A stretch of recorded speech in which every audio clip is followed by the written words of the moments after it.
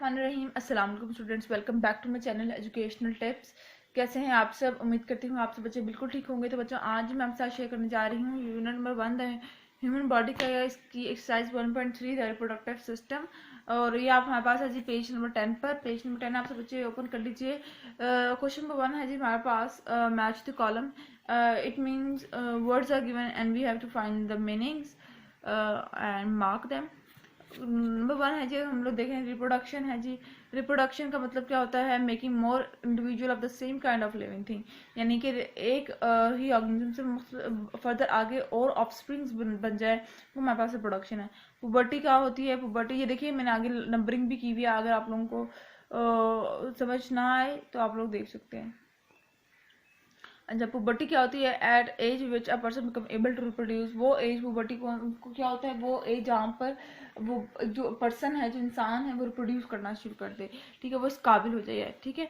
उसके बाद फिर आ जाते हैं ओवियम। ओवियम क्या होता है हमारे पास? फीमेल सेक्स सेल्स को ओवियम कहते हैं। जबकि फर्टिलाइजेशन क्या होती है? फर्टिलाइजेशन क्या होती है? जब हमारे पास male sex cell female sex cell के साथ ज्वाइन करते हैं तो उस प्रोसेस को क्या कहते हैं? फर्टिलाइजेशन का प्रोसेस कहते हैं। यूट्रस क्या होता है? बेबी डेवलप्स हेयर, यूट्रस जहाँ से बेबी आता है, ठीक है।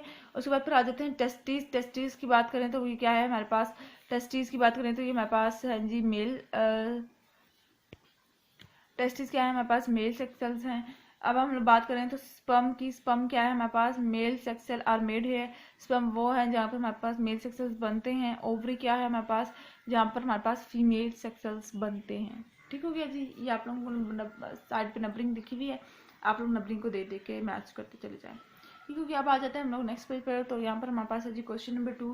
क्वेश्चन नंबर 2 है जी, draw circle around the letter of the correct answer. आपने सर्कल लगाना है। तो सबसे पहले आ जाता है which change in puberty happens to both boys and girls. आपने बताना है कि बॉयज और गर्ल्स के अंदर कौन सा चेंज होता है जब पुबर्टी आ जाती है। उनकी बॉडी के जो हेयर्स होते हैं वो निकलना शुरू हो जाते हैं, ठीक है। Which change in puberty happen to boys only. कौन सी वो है जो पुबर्टी है वो सिर्फ हम लोगों को बॉयज़ के अंदर आना शुरू हो जाएगी। बॉयज़ के अंदर नजर आती है। देखिए जैसे जैसे बच्चा जो है वो बड़ा होता चले जाता है, आप उसके बच्चे की आवाज़ को, वॉइस को अगर हम लोग देखें उसकी एज में 15 to 18 एज में, तो उसकी वॉइस काफ़ी गाढ़ी होती है, ठीक है। वॉइस गेट मच डीपर, ठीक है। Which one of the following is not the part of the female reproductive system.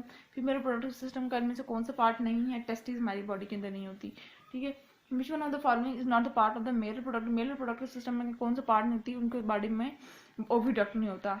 Which of the following happen during menstruation. Menstruation के अंदर क्या होता है? The lining of the uterus pulls away, ठीक है जी। Menstruation में यूट्रस पीछे की तरफ जा रहा होता है, पीछे की तरफ भेजते हैं। उसके बाद हम लोग नेक्स्ट पेज पे आ जाते हैं। यहाँ पे हमारे पास है जी क्वेश्चन नंबर 3। क्वेश्चन नंबर 3 पे आ जाएं।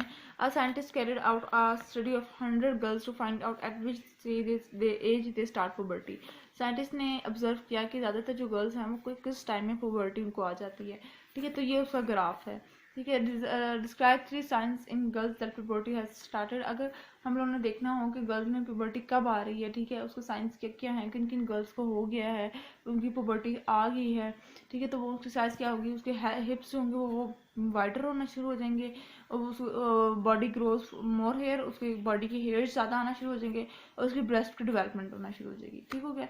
उसके बाद फिर हम लोग आ जाते हैं पार्ट नंबर बी पर। उसके बाद वो है जी at which age did most of the 100 girls start puberty. देखिए ज़्यादातर गर्ल्स किसने स्टार्ट की थी पुबर्टी? इनकी 12 ईयर्स के अंदर, ठीक है।